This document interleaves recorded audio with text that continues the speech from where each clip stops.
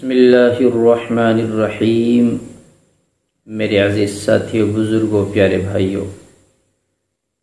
علامہ ابن سیرین رحمۃ اللہ علیہ فرماتے ہیں کہ اگر کسی شخص نے اپنے آپ کو خواب میں عالم دیکھا، اس کی دو وجہ ہیں، یا تو وہ حقیقتاً عالم ہے یا جاہل ہے۔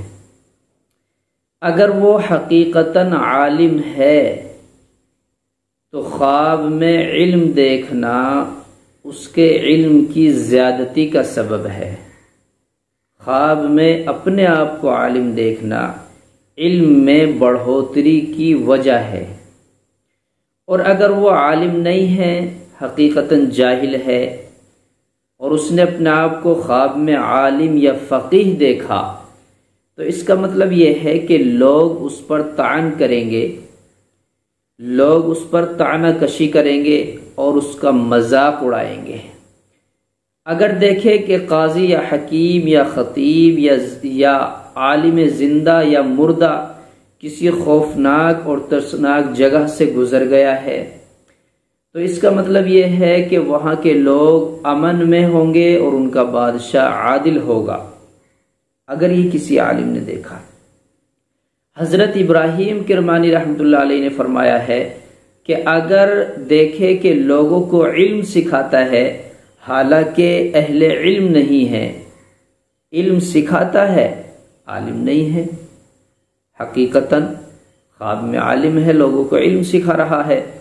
دلیل ہے کہ اس سے بھاگے گا، اور اگر عالم ہے تو عزت، امر، مرتبے،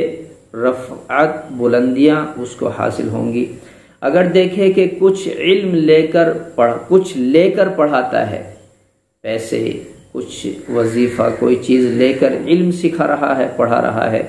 دلیل ہے کہ رشوت لے گا۔ حضرت جعفر صادق علیہ السلام نے فرمایا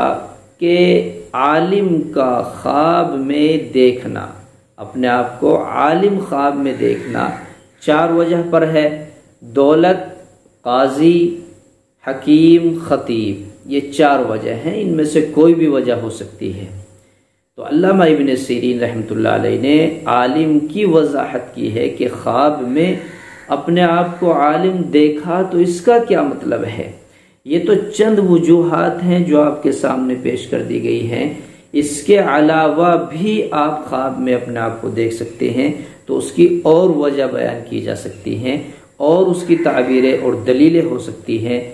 اسی لیے آپ حضرات اگر اپنے آپ کو خواب میں عالم دیکھیں، ان میں سے کوئی اگر وجہ ہے تو بہتر آپ اسی کی تعبیر متعین کریں، اور اگر ان میں سے کوئی ایسی وجہ نہیں ہے جو ذکر کی گئی ہے، اس کے علاوہ کوئی اور چیز آپ خواب میں علم کے تعلق سے دیکھیں، تو اس کا اور مطلب ہوگا کسی با علم اور کسی اپنے ہمدرد عالم سے اس خواب کی تعبیر معلوم۔